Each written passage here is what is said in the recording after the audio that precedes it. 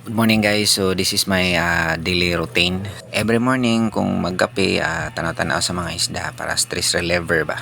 Mag-feed sa mga alaga na ko nga langgam o kanang manok. Daghan-daghan na gini akong isda nga tilapia guys bisag wa mo mangutana. Ang kanide guys shark ni siya nasa taybao nga usa ka buok guys. So taud-taud ni siya nga bao. Almost 20 years na ni nako. Bisaya ra ni siya nga bao bay.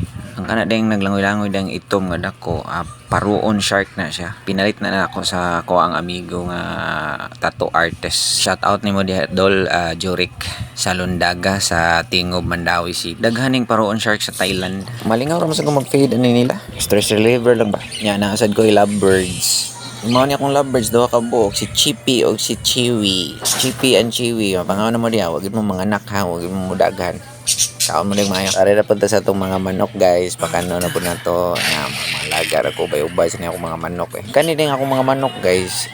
Kani mga bayi ani para ihaw niya. Kani mga laki para tari gini siya guys. Ang bloodline ani nila guys. Bisag ko mamangutana. Natay lemon sweater. Nasa type sweater. Gilmore, Tukong, Bloodline. Fashion lang din ako guys ang tari. So dili gini yung sugal.